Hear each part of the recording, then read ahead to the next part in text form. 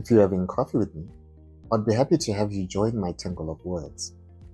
Make yourself at home, and do mind the leopard. Oh, what leopard, you ask? Don't worry, not the animal. We never see those unless we go to a national park, like all tourists. Which reminds me that our tourism industry mainly serves global and regional visitors.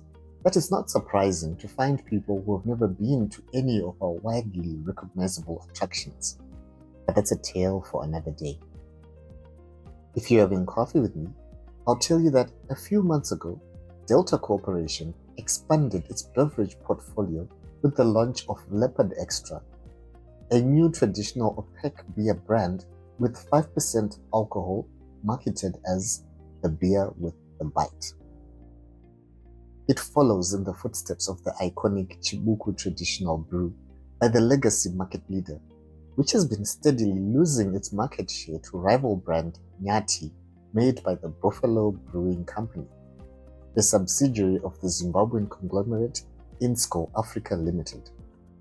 Word on the street is that the Buffalo Brewing Company poached former Chibuku brewmasters to develop their own smooth, premium sorghum brew, effectively challenging Delta's long-standing dominance. Leopard Extra is one of Delta's responses in regaining its market share. The new brew is almost like Chibuku and subjectively tastes smoother and less effervescent than Chibuku Super. It's gotten mixed reviews from patrons, but the overall agreement is that you can feel the increased alcohol percentage and is not to be overindulged, as the hangover is akin to being hit by a truck. To those uninitiated to our traditional opaque beer, while it looks like a frothy rich milkshake, the taste is acquired. Some try to make it more palatable by adding milk and chocolate, and breweries have been experimenting with various flavors. Nyati has a popular baobab flavor, while Chibuku has had ginger, banana, and pineapple flavors. South Africa also has or had a Leopard Special Opaque brew known for its caution statement, which instead of the usual "do not drink and drive," warns people not to drink and walk, on account of its imbibers not commonly being in the car-owning demographic. Traditional beverages are perceived as being low class, or because one can't afford better. While the latter might have truth to it, a large part of this perception stems from how, historically, the colonial policies basically made it illegal for black people to drink anything else, unless you had a special permit authorizing you to drink clear beers. And like a warped sort of Stockholm syndrome, we desired what they denied us, and thus that made their lifestyle a status symbol and the epitome of success. Fork and knife dishes washed down with bottled beverages.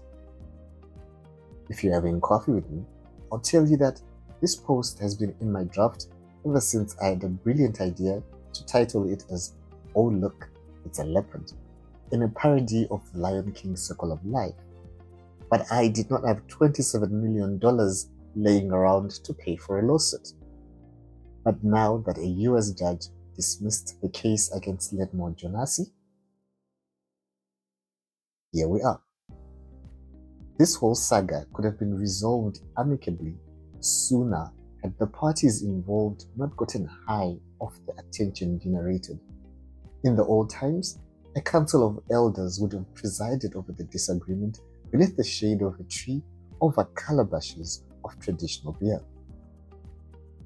If you're having coffee with me, I'll tell you that our national airline is reintroducing a direct flight from Harare to London after a 14-year hiatus. The route is made possible via a wet lease agreement between Air Zimbabwe and a Spanish corporation. The Airbus A330-300 had a water cannon salute at Robert Mugabe International Airport ahead of its inaugural flight. Now, in a crazy move that would have you wonder what government officials drank, they packed into a plane for a trip to London so they could relaunch the plane there as well. So they all hopped on a flight so they could shake hands and welcome each other in London. Could they not have let their embassy staff handle things that side without turning into an eyebrow-raising spectacle? Especially with the talk around the actual wet lease agreement, whose terms have not been made public, and the allegations that the charter company's executives being under investigation for money laundering, fraudulent misuse of state funds, making one wonder if all is as it should be.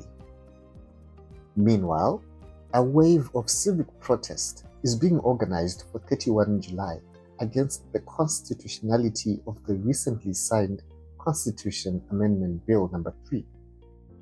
But without anyone claiming leadership or organization of the protests, it's likely to fizzle out into another business as usual day, with people being strongly encouraged to go about their usual routines.